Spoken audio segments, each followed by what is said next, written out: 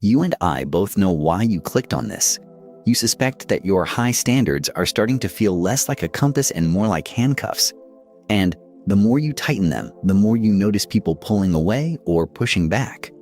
Maybe you've been praised for your integrity your whole life, but lately it feels like your moral sharpness is cutting everything, including you. You feel tired of carrying the blade. Here's the risk if you ignore this. When your virtue becomes a weapon, resentment grows like rust inside it, and one day it snaps right when you need it most. Then you are left with no tool and no trust. If you do not face this now, you will keep being controlled by other people's flaws. Every time someone else fails, you will feel forced to stand taller, tighter, and colder. And that will cost you your future relationships. I am not asking you to lower your standards. I am asking you to see how your standards are being used to hide your fear of judgment. Because until you see that, you will keep mistaking armor for strength. Think about the last time you were harsh with someone because they should have known better. If you rewind the moment, can you feel the tightness in your chest, the heat in your jaw, the invisible audience watching you measure their worth? That is the inner jury, and it never leaves the room. You say you fear being judged. I believe you. But if you keep using virtue as a shield, you'll become the very judge you fear, sentencing yourself to a life of loneliness behind rules you cannot break. Stop now and take stock. If you keep waiting, your next argument will not be about right and wrong. It will be about love leaving, trust dissolving, and your future self looking back in regret. You deserve better than that prison. Let me show you the shape of the problem, and then we will fix it together. This is not about dismantling your values. It is about recovering your power. Real virtue has a spine, not a cage. Imagine a city on a hill built from white stone. Every walkway is spotless, every wall polished. Music is gentle, and rules are written in the air like invisible lines. You live here. Your job is to keep it clean. You carry a small brush, you spot the dust no one else sees, and you feel proud that no stain escapes your eye. You believe that if the city stays pure, you will be safe forever. At the far edge of the city, there is a gate. Beyond it, a valley full of dark trees and moving shapes. The council tells you, never go there. That is where the wild things live. You nod. At night, you dream of a black hound watching you from the tree line. It does not snarl. It waits. You wake with your heart racing and tell yourself this means you must enforce the rules harder. One day, someone stumbles in the city and spills ink on the white stones. You rush to clean, but your brush snaps, and the dark stain spreads. Everyone looks at you. You feel their eyes like knives. You run to the gate. You tell yourself you will never open it, only stand nearby and breathe. As you approach, you hear low breathing from the valley, like your own breath echoed back. A traveler appears. A figure in a gray cloak, face hidden by shadow, carrying a blade wrapped in cloth. You fear the dark because you think it will make you dirty, the traveler says. But your fear is the ink that keeps staining the city. You harden your spine. I must keep the city pure, you reply. The traveler nods. Yes, but purity without strength is fragile. If you cannot face the valley will find you. That night, the hound steps through the gate in your dream. It brings you a branch snapped from a tree, stripped of bark. It lays it at your feet and leaves. You wake with the taste of iron. Days pass. More stains appear. More rules are written. Your heart grows harder, but your sleep grows thinner. The hound returns again and again, bringing you tokens from the valley. One afternoon, the traveler returns. The hound is you, they say. The part of you that you call bad is the part you need to protect what you truly value. You look away, ashamed and angry. Carl Jung once said that we do not become whole by imagining light, but by making the darkness conscious. The traveler continues. Your city does not need more polish. It needs a guard who is not afraid to stand at the gate. You feel the urge to defend yourself. I'm not afraid, you say. But inside, you know fear drives you, because judgment is a predator that hunts the living. You've tried to make yourself too clean to be hunted. The traveler unwraps the blade. It is dark, not shining. Carry this, they say. It is the capacity for badness, controlled, chosen, and leashed. Without it, your goodness stays naive. You refuse. You triple your efforts to clean the city. People gossip quietly. Some admire you from distance. Many avoid you. The air thins. You keep working. Then a real storm comes. Thunder shakes the hill. The valley swells and sends a river of mud toward the gate. The city panics. Your brush is useless. You run to the traveler. Teach me, you say, voice breaking. Teach me to carry that blade without becoming a monster. The traveler nods. You do not become a monster by knowing your teeth. You become one by pretending you have none. This is the turning point. It is not your cleanliness that saves the city. It is your courage to hold the boundary with strength and mercy, to step into the valley when necessary, to hunt the danger before it hunts you. Now pause. Can you see yourself in this city? Have you been polishing every surface in your life so no one can accuse you of being dirty while the real threats gather at the gate? What are you afraid people will discover about you if you let your standards loosen by 1 degree? That you are imperfect, that you are angry, that you want power and pleasure and freedom like every other living being. You will not become evil by acknowledging your capacity for fierceness. You will become honest. And only the honest can be truly virtuous, because only they choose restraint when they could assert force. Here is why you have been suffering. Your ego learned early that approval grants safety, so it built a persona of virtue, polite, exact, flawless, to protect you from judgment. But that mask has turned into a muzzle. The parts you disowned, your anger, your desire to fight, your hunger for recognition, did not disappear. They went underground and learned to leak out as sarcasm, coldness, or righteous cruelty. That's resentment. Resentment is anger that refuses to declare itself. It wears the costume of virtue and punishes people instead of protecting values. If you do not confront it, it will poison everything you love. Jung noted that what we reject in ourselves doesn't die, it becomes fate.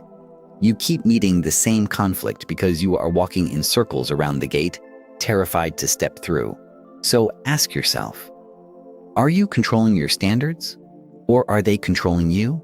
If your rules forbid you from setting a boundary, from saying no, from confronting someone who harms you, those rules are a cage, not a moral code. If you keep postponing this reckoning, your future will be predictable.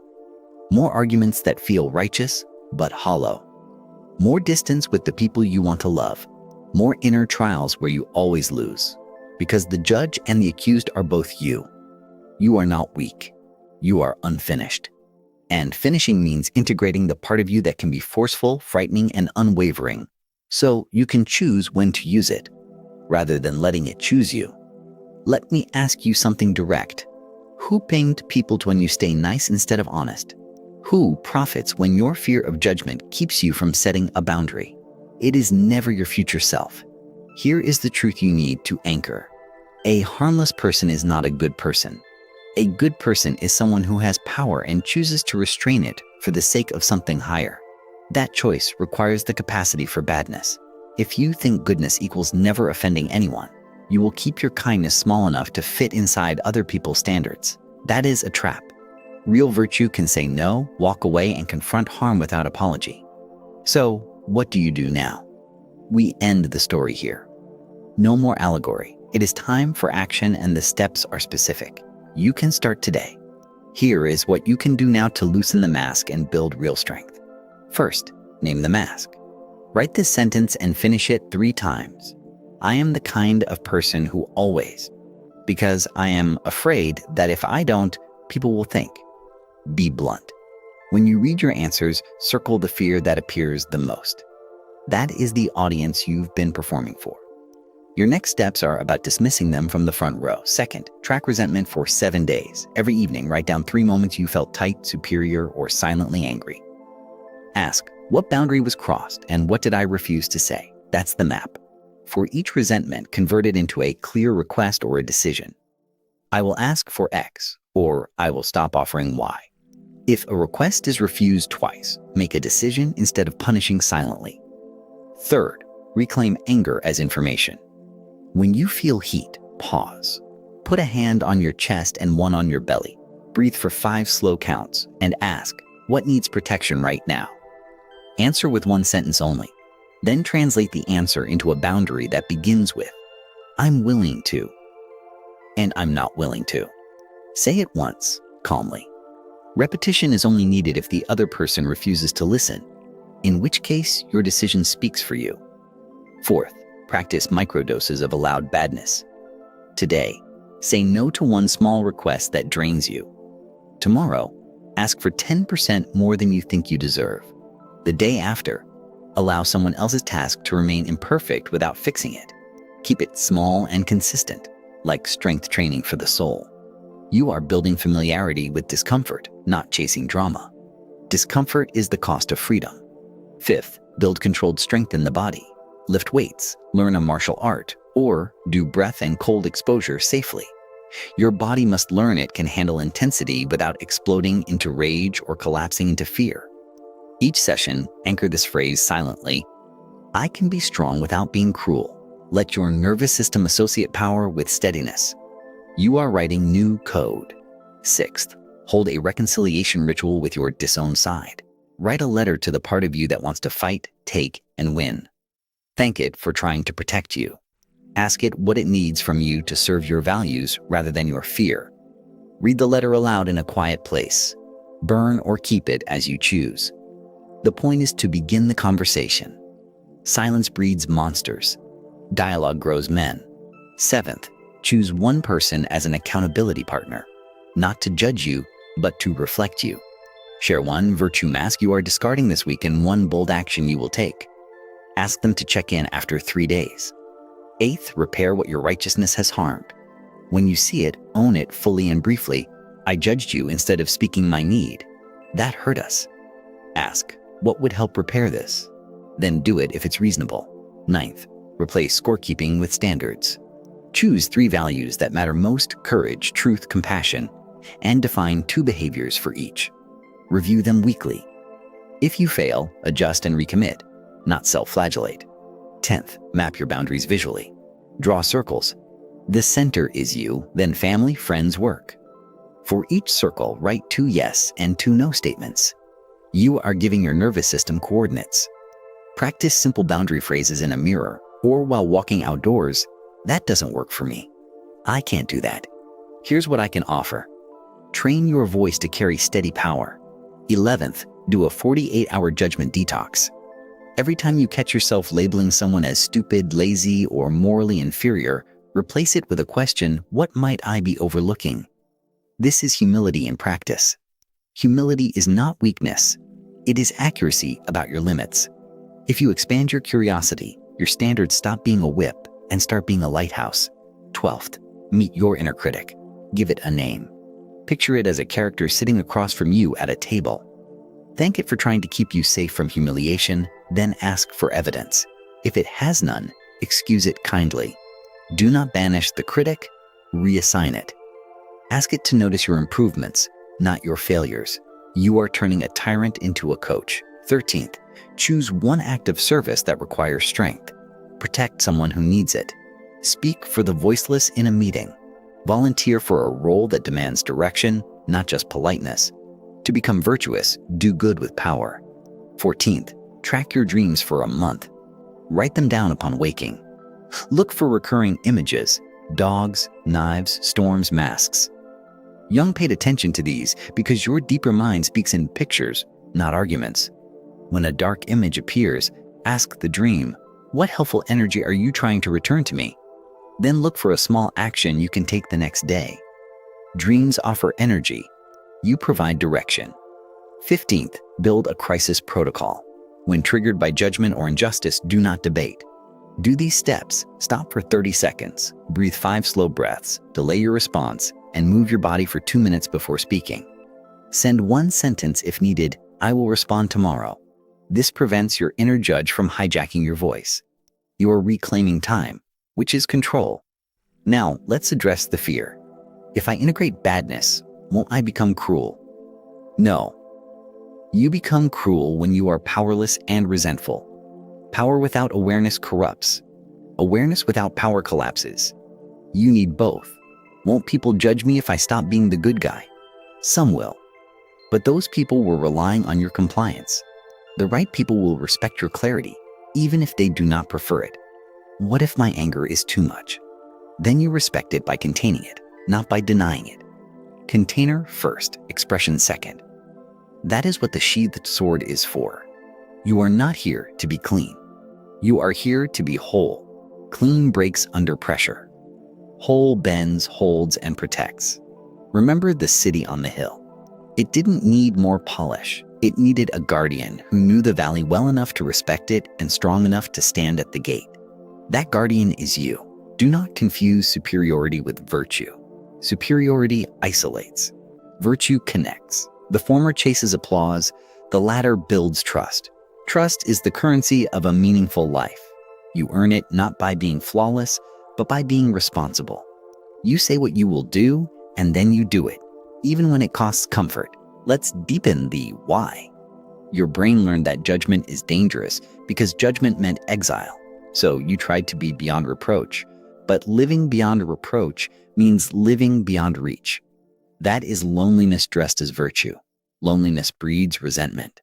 Resentment feeds judgment. Judgment fuels control. And control crushes love. Break that chain by risking honest strength. If you do not, the cost is real.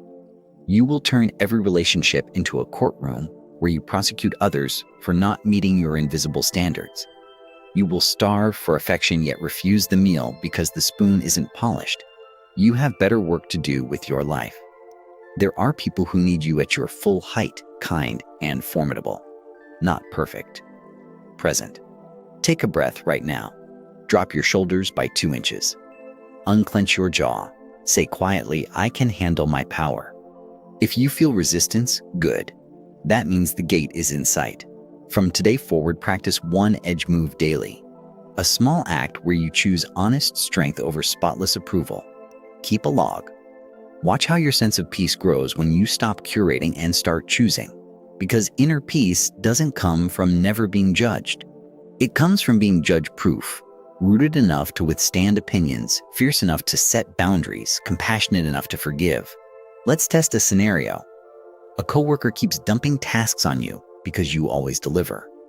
The old you says nothing and silently resents. The integrated you says, I'll take this one and not the next. I already have a full load. Calm, clear, done. Another scenario.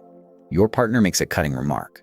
The old you judges and withdraws. The integrated you says, when you say that, I feel dismissed. I want to talk about it. Now or after dinner. Direct, actionable, humane. One more. A friend mocks your routine. The old you tries to win with moral high ground. The integrated you says, I hear you. I'm still doing this because it serves me. No sermon, no fight. Final. Every time you do this, you sew a stitch between your values and your power. Many stitches make a seam, and a strong seam holds under stress. Expect pushback. People who benefited from your compliance may call you selfish. Do not explain yourself to the chorus. Explain yourself to your conscience. If you lose someone because you chose integrity plus strength, it is not a loss. It is a sorting. You are building your circle, not collecting approval. On days when you slip and become righteous again, repair quickly. I lectured you. I'm sorry. Here's what I actually need. That is strength. It restores respect faster than silence or self-justification. Your fear of judgment will not disappear. It will become background noise. You will notice it without obeying it. That shift is freedom. Return to the image of the hound. When you finally meet it, you notice it is not rabid. It is disciplined when fed purpose. It becomes your companion at the gate. Purpose is not to dominate others. It is to protect what matters: your time, your family, your mission, your inner life. A guardian who refuses to fight is not noble. He is absent. You will still value kindness. You will just stop calling avoidance kindness. You will still value honesty. You will just stop calling cruelty honesty. Precision in language is precision in life. Your children, if you have them, will feel the difference. They will respect the man who apologizes and enforces the boundary, who forgives and protects, who says no and means it. That man teaches safety with his presence. Your partner will feel the difference. Not a judge in the house, but a guardian. Not a preacher, but a builder. Your work will feel the difference. You will stop policing and start leading. Leaders integrate their edges. They don't hide them. And you will sleep. Not because you made no mistakes, but because you faced yourself in daylight. The inner jury turns off its lights when the judge steps down and joins the world as a man. Let's cement the plan with a 30-day challenge. Days 1, 7, resentment tracking and nightly conversions to requests or decisions. Days 8, 14, 1 microdose of allowed badness daily. Days 15, 21, physical strength practice 3 times and a boundary rehearsal in voice each day. Days 22, 30, 1 act of service requiring assertiveness and 1 repair if needed. At the end, write this single paragraph. Here is how my peace changed when I stopped performing goodness and started practicing courage. Keep it. Read it when fear returns. If you want a North Star, use this. Aim to become the person whose strength calms the room. The person people trust not because he is perfect, but because he is reliable under pressure. Measure this by 3 signals. You say no faster, you apologize sooner, and you sleep deeper. That is the sound of chains falling. A final reminder from Jung's lineage of thought: we are split inside until we turn and face the part we fear. Do that with respect, not violence. Welcome your hound. Sheathe your sword. Guard the gate. If you do not do this, you will keep being controlled by others forever. Controlled by their disappointments, their standards, their judgments. If you do it, you will finally be guided by your own. Right now, choose 1 action. Text someone to set a boundary. Schedule your first strength session. Start the resentment log tonight. Small hinges swing big doors. Do not wait for approval. You are not building a spotless city. You are becoming its guardian. That difference is everything. Walk to the gate of your life and stand there. You know what matters. You know what is worth protecting. Hold the line with a steady hand and a clear heart. When the valley calls, step forward without hatred. When the city needs comfort, step back without shame. This rhythm is the heartbeat of a virtuous life. Let people think what they think. Let judgments come and go like weather. You are the mountain beneath the storm, not the leaves in the wind. You do not have to be like to be good. You have to be honest, and you have to be strong. And those 2 together will set you free. When you forget, return to the breath. Return to the gate. Return to the hound. These are not fantasies. They are images your nervous system understands better than lectures. Keep going. In a year, you will not recognize the way you used to hold yourself back. You will be the kind of person who chooses peace over performance and courage over control. And when someone asks what changed, you will say, I stopped trying to be pure and I started becoming whole. Then you will get back to work. Your life is the city. Your fear is the storm. Your courage is the sword you keep sheathed until it must be drawn. Stand the watch. This is your moment. Now breathe once more. In through the nose, out through the mouth. Feel the floor beneath you, the weight of your body, the steadiness waiting under your skin. That steadiness is yours. When you finish this video, take the first step. Do not let the old habits reclaim you by tomorrow morning. Courage decays when unused. It explodes when exercised. I am asking you for a promise to yourself. No more hiding behind goodness. If you seek inner peace, earn it with honest strength. Guard the gate. Walk the valley. Polish the city when needed, but never at the cost of the people in it, including you. That is real virtue. Go. The world does not need your spotless performance. It needs your integrated presence. And it needs it now.